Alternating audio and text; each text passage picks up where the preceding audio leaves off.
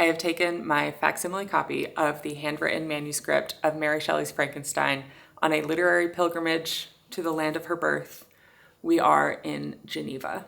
Look out the window, baby. This is where you came from.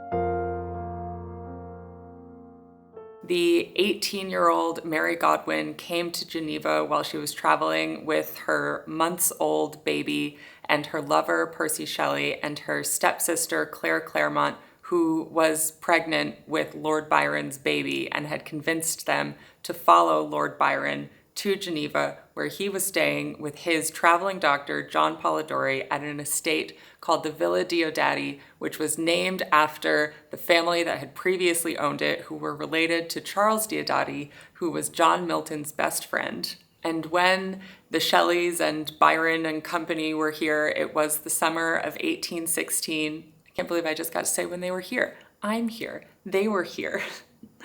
And when they were here, it was the summer of 1816, and a massive volcanic eruption in Indonesia had plunged Europe into a volcanic winter that meant that the weather was so terrible that the group was basically confined indoors for days and days and really weeks and weeks on end. They were spending day after day, night after night, just sitting together, reading ghost stories by the fire and drinking wine laced with laudanum until finally somebody suggested that they should try writing their own ghost stories. And it was from that prompting, from that idea of a ghost story writing competition, that Mary Godwin had the idea for Frankenstein. It was right here in this city that she put pen to paper and wrote these words. These ones right here. She wrote them with her very own hand in this very city where I am currently sitting. I mean, not right where I'm sitting, because I'm sitting looking out at what I think is like an office building or possibly a mall food court. I'm not really sure. That's not where she wrote Frankenstein. I have for so long been so captivated by not just Frankenstein the novel, but by the story of that summer and this group of people traveling together and talking and writing and getting up to some nonsense together. These are these huge literary figures, these great writers, but they were also just these kids fucking around in the countryside. Byron was the oldest, he was 28. Percy Shelley was like 24. Mary Shelley, I've gone between calling her Mary Shelley and Mary Godwin because at the time she was still Mary Godwin. She was 18 years old and she and Percy Shelley weren't married yet because he was still married to somebody else. And they were on just this capital R romantic retreat in Switzerland together. Byron was kind of on the run from his own bad reputation and his terrible debts in England, and Mary and Percy were kind of on the run because of their illicit relationship. And Claire Claremont was kind of on the run, not from something so much as towards something, that something being Byron, who she wanted to continue having a relationship with, despite the fact that he didn't really like her that much, but she was pregnant with his kid. They were just this group of late teens and 20-somethings who were having ill-advised relationships with each other and were getting drunk on opiate wine, and also happened to be creating what is considered to be some of the greatest literature of the time period. Out of this laudanum wine-induced ghost story writing competition, you get what is considered to be the first English vampire narrative to be published, John Polidori's The Vampyre, and you get fucking Frankenstein. You get Frankenstein.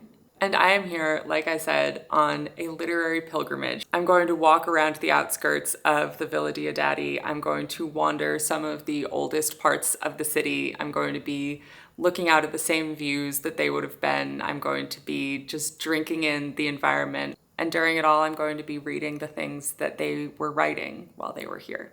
I have a lot that I want to read and a lot of places that I want to visit, but for now, I'm just going to go for a loose ramble through the city and probably get caught in the rain. Let's go.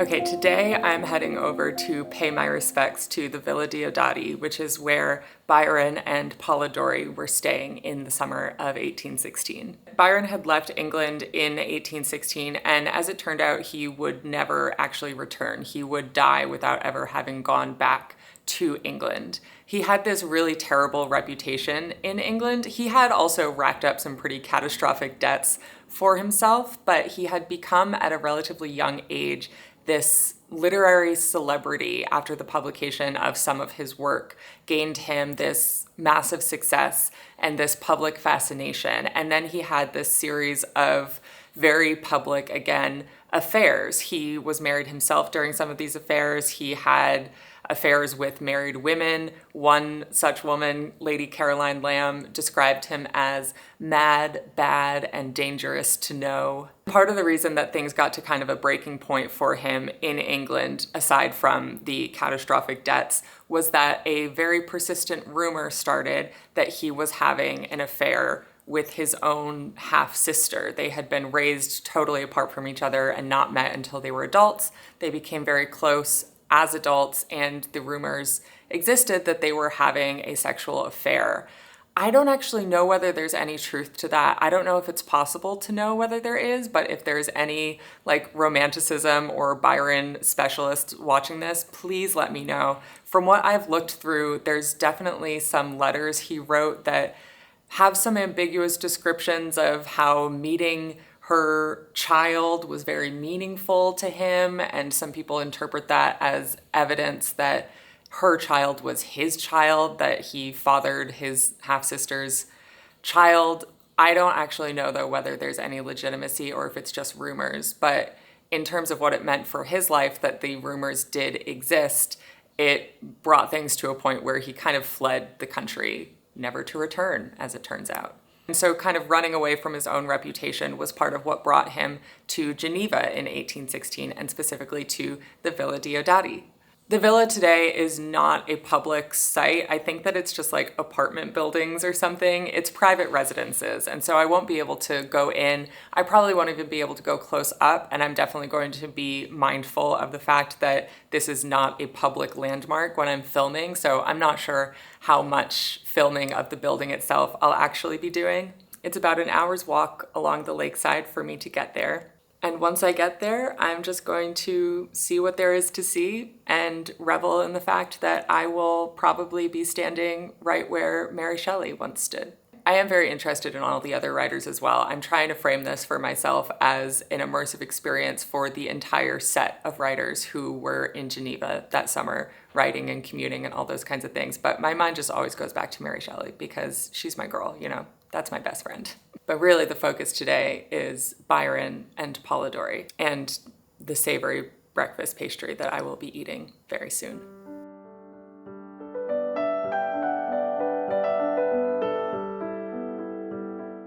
The prefatory materials to Polidori's Vampyre include an extract from a letter from Geneva, and it's not clear who the author of this letter is, but it contains one passage describing how, on one side of Lake Geneva, quote, there is one house built by Diodati, the friend of Milton, which has contained within its walls for several months that poet whom we have so often read together, and who, if human passions remain the same, and human feelings like chords on being swept by nature's impulse, shall vibrate as before, will be placed by posterity in the first rank of our English poets. You must have heard, or the third canto of Childe Harold will have informed you, that Lord Byron resided many months in this neighborhood. I went with some friends a few days ago after having seen Ferney to view this mansion. I trod the floors with the same feelings of awe and respect as we did together those of Shakespeare's dwelling at Stratford. I sat down in a chair of the saloon and satisfied myself that I was resting on what he had made his constant seat. There is a balcony from the saloon which looks upon the lake and the mountain Jura, and I imagine that it must have been hence he contemplated the storm so magnificently described in the third canto. The third canto that is referenced is from Byron's narrative poem Childe Harold, which he had written the first cantos of years earlier, this being the work that catapulted him into fame. The third canto he wrote during his travels that included his stay in the Villa Diodati. And after about an hour of walking, I myself got to the villa. I spent a little while just kind of standing on the sidewalk outside the house and looking at it before walking to the nearby park, which is named after Byron and has a statue of him and a little commemorative plate. And here at this park, I sat for quite a while, just kind of drinking it all in, looking out over the lake and seeing what these writers would have been seeing when they were here so many years ago. This is it, this is the same vista being described in the preface of Polidori's Vampyre, the same view that might have inspired Byron as he was writing the third canto of Childe Harold, the same view that Mary Shelley might have been looking out at as she was writing Frankenstein. And I was there. Walking up to the Villa Diodati and standing on that hallowed ground up there was a very satisfying experience. Whoever it was who wrote that prefatory letter from Geneva that is printed at the beginning of Polidori's Vampyre, I relate to them very much because 200 years later, here I am doing the exact same thing, walking around this space where these historic literary events happened and just imagining how it all might have gone down and what these writers might have drawn inspiration from. Of the ghost story writing competition that happened at Diodati, only 2 of these stories ended up being published, and those 2 were Polidori's Vampyre and Mary Shelley's Frankenstein. And obviously Frankenstein kind of overshadows the Vampyre when we think back on it. The Vampyre itself didn't really have the same long-lasting fame as Frankenstein did, even though it was influential in its own way, and it has this really interesting backstory of authorship and publication. When The Vampyre was initially published in 1819, it was published in a magazine and it was attributed to Lord Byron. And the false attribution stuck around for a while. But in a couple different ways, The Vampyre was inspired by Lord Byron. For one thing, the title character, the vampire in the story, is very clearly inspired by Lord Byron. The vampire's name is Lord Ruthven, and that name is directly lifted out of a novel written by Byron's former lover, Lady Caroline Lamb, in which she satirized Byron in the form of a character named Clarence Ruthven. Polidori's Ruthven, the vampire, is this wealthy gentleman who is handsome and charismatic but has this kind of unsettling air of danger around him. He has this dark aura about him and this bad reputation which he has earned by preying on young women in high society. And this seems pretty clearly to be kind of a dramatized version of Byron's own treatment of women and his bad reputation and the way he moved through society with this dark, charismatic energy. And to add even another layer to the degree to which Byron was the inspiration for The Vampyre, the text itself, when Polidori wrote into the magazine that had published it with attribution to Byron to correct them and say,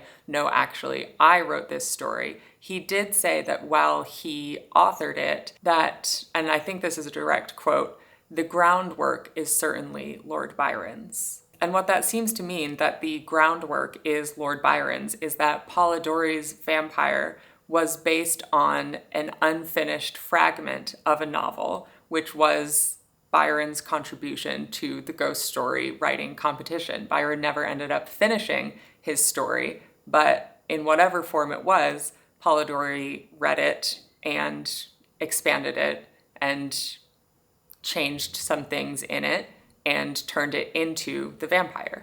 It's very short and it's pretty simple, but it did do something new, which was to present a vampire not as this totally inhuman monster, but as a handsome, wealthy, influential gentleman able to move through high society and prey upon young women. And that means that really there is a direct line between the summer of 1816 here in Geneva and Edward Cullen.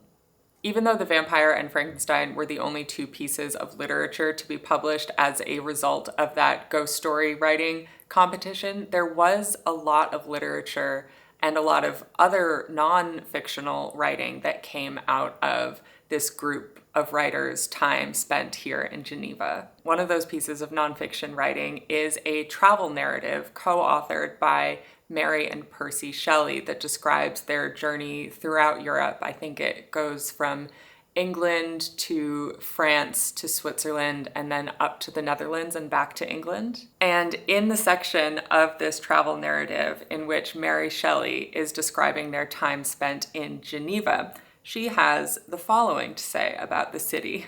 She says, "While I still dwell on this country around Geneva, you will expect me to say something of the town itself. There is nothing, however, in it that can repay you for the trouble of walking over its rough stones. The houses are high, the streets narrow, many of them on the ascent, and no public building of any beauty to attract your eye, or any architecture to gratify your taste." She was not a fan. I have to say, I disagree with Mary Shelley on this one. I am really enjoying all the narrow cobblestone streets and the houses built into the hills. And right now I'm going to go for a nice rambly walk through some of those narrow cobblestone streets and maybe pop into a bookshop or two. And if I happen to end up sitting down at a cafe with my copy of Frankenstein reading and sipping on a glass of something, well, it can't be helped.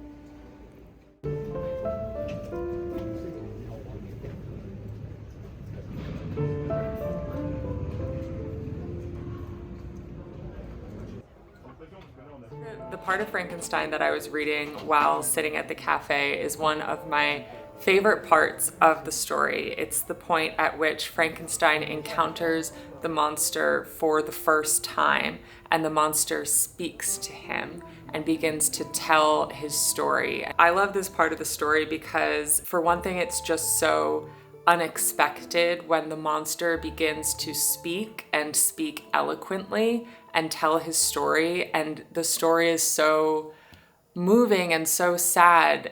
You really get the sense of how, I mean, we call him a monster now. You could call him a creature if you wanted to use more neutral terms, but this is the story of how the monster was created, not physically, but how his rejection at every turn turned him into a monster. Because on this reread, I am really focusing on place and location, I was also spending more time than usual on the descriptions of the surroundings in which the conversation between Frankenstein and the monster is taking place. It is in the mountains around Mont Blanc. Frankenstein is hiking alone, and it's kind of like midway through the day. By the time he leaves the conversation, it's nighttime. And there are all these descriptions of just what Frankenstein is looking at in the moments before he encounters the monster. He says that it is a scene terrifically desolate, and that in 1,000 spots the traces of the winter avalanche may be perceived, where trees lie broken and strewed on the ground, some entirely destroyed, others bent, leaning upon the jutting rocks of the mountain or transversely upon other trees. And he describes how he looked on the valley beneath. Vast mists were rising from the rivers which ran through it and curling in thick wreaths around the opposite mountains, whose summits were hid in the uniform clouds, while rain poured from the dark sky and added to the melancholy impression I received from the objects around me. And then there is a bit of an excerpt from a poem, which is not given any attribution, but which was written not by Mary Shelley, but by her husband, Percy Shelley. This is from his poem called, what is it called? It's a few lines excerpted from a Percy Shelley poem called Mutability. The personal and creative relationship between Mary and Percy Shelley is one that is so interesting and definitely builds up part of the kind of literary mythology that has brought me here. Mary was the daughter of Mary Wollstonecraft and William Godwin, and Mary Wollstonecraft was this amazing, unconventional writer who had written this proto-feminist treatise called A Vindication of the Rights of Women. It was this passionate defense of how women deserve equal education to men and all manner of equal opportunities. It was published in the 1790s. It was very controversial. And William Godwin was also a quite influential author. He was a political writer, a political theorist, a bit of a political anarchist. Mary Wollstonecraft died just days after giving birth to Mary Shelley, which I can't even get started right now on how that could be seen to be influencing the story of a monster abandoned by his creator in Frankenstein. But suffice to say, Mary Shelley, Godwin at the time, grew up very influenced by the legacy of her mother, but raised by her father. And Percy Shelley, as a young writer, a poet, really admired William Godwin, and he visited the Godwin home frequently, which is how he met Mary, and the two fell in love. They ran away together when she was 16 and he was 21, and he was already married and had a child. And those circumstances were a big part of what brought them to Geneva at all, because they were having an open affair. They had one child out of wedlock who very tragically died. This child was premature and died just a few days after birth. And then Mary got pregnant again, and that was the child who she was nursing while they were in Geneva. But they were, not accepted into their families and their social circles back in England. And even Mary's father, who she thought might have been more accepting of their relationship, given that he was a very unconventional man and he had been very accepting and in fact very admiring of how Mary Wollstonecraft, his wife and Mary's late mother, had lived unconventionally and had affairs with men outside of marriage and even a child outside of marriage. But William Godwin was not accepting of Mary and Percy's relationship, and that was a cause of some personal pain and also part of the reason that they left England and went traveling through Europe.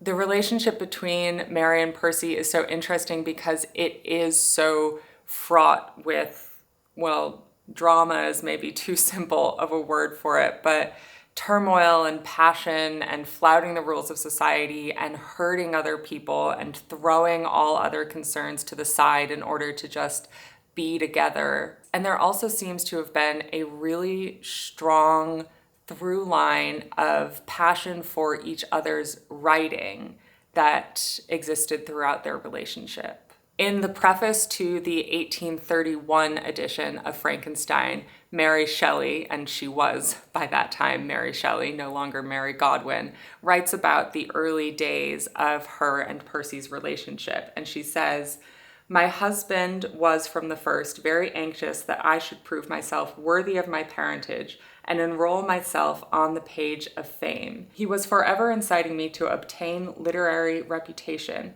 which even on my own part I cared for then, though since I have become infinitely indifferent to it.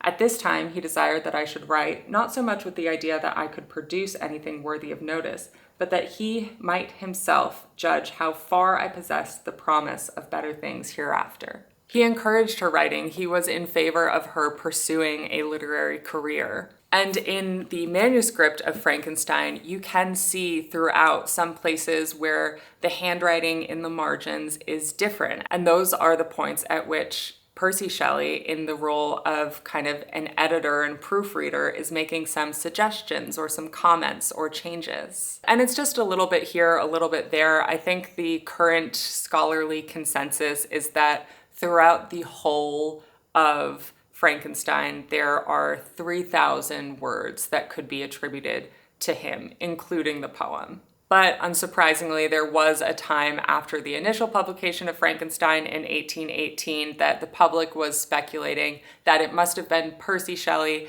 and not Mary Shelley who had written the novel, but that was pretty much just cut and dry sexism.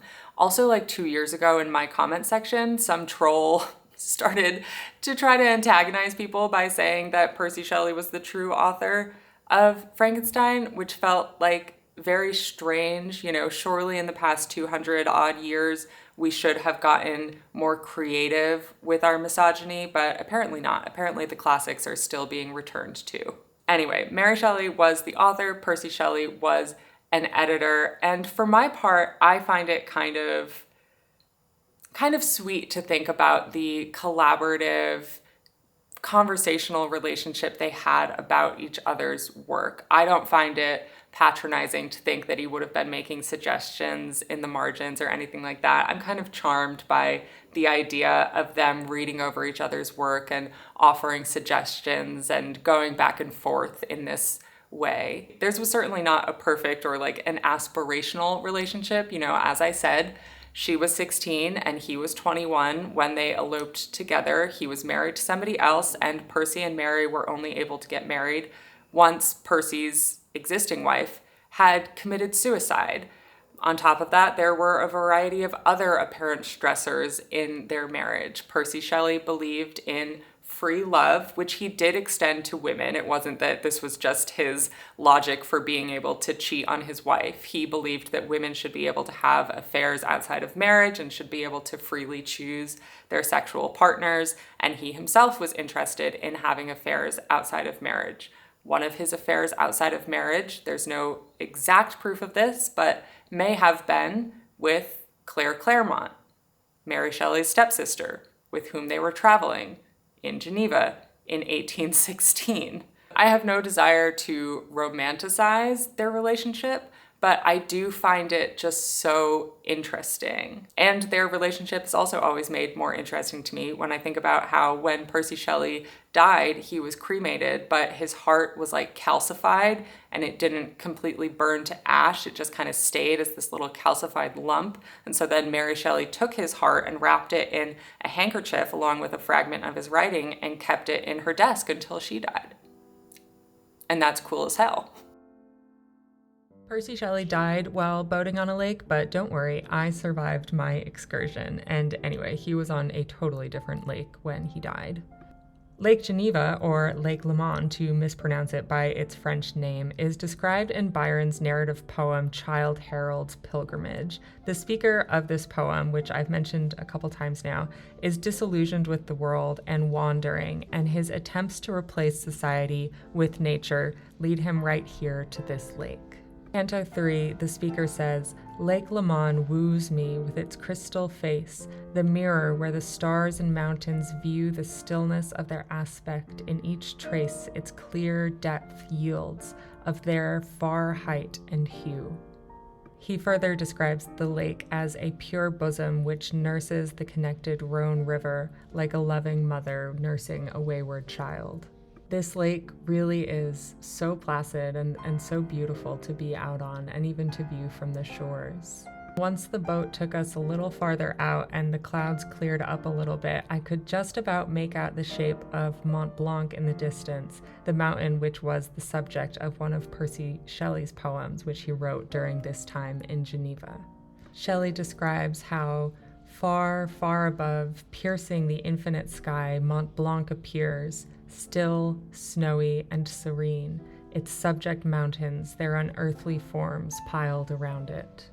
He was writing this from a much closer vantage point than I was looking at it. To be honest, I'm not even entirely sure the mountain I was seeing was Mont Blanc, but I just want to imagine it is. Even though so much time has passed since Byron and Shelley were here writing about this landscape, the lake and the mountain remain and remain the same. I might not be writing poetry about the landscape, but I am really loving it and really loving having the visuals to put to this literature that I have read.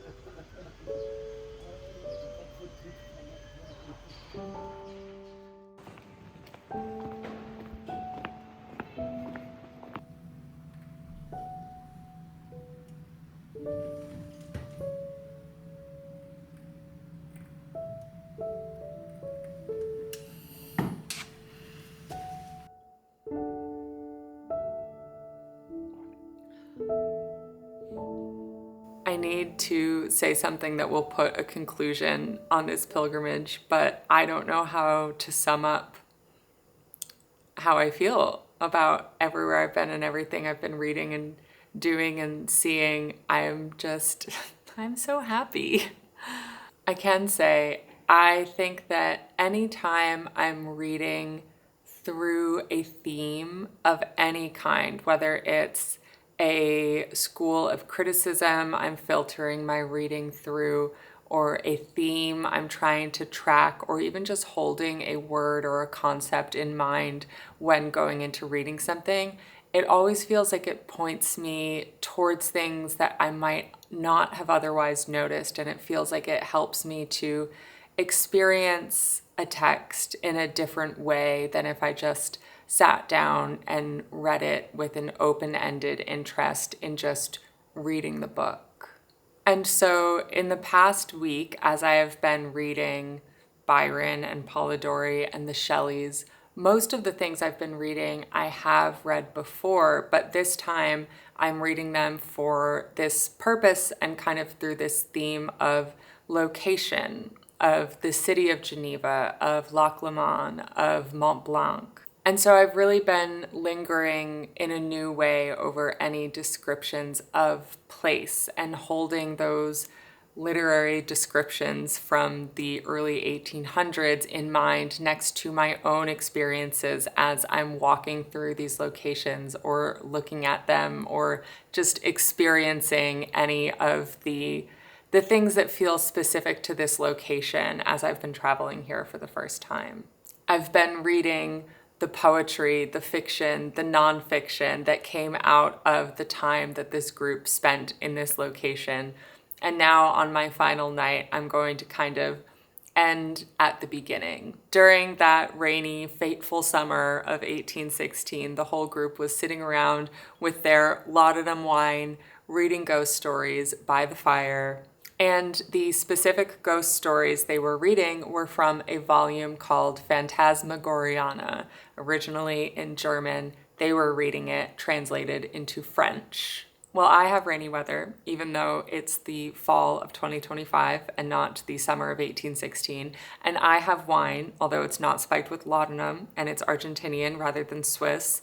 And I have a copy of Fantasmagoriana, although it's in English and not in French. And I have fire, technically, although mine is candles and not a roaring blaze. The details might be different, but I am in Geneva with flame and wine and rain and ghost stories. And so I'm going to sit here tonight and read those ghost stories and think about the authors and the literature that has brought me here. And I'm never going to complain about anything in my life ever again because I've gotten to do this. This really has felt like a kind of secular literary pilgrimage. Like I have traveled to a place because of my relationship with the text in order to observe the hallowed ground where these larger than life figures who I admire have walked and lived and produced work that I read and have studied and reflected on over and over again over so many years, and that brings meaning to me. I've got nothing else to add. I'm going to read these ghost stories and be happy forever.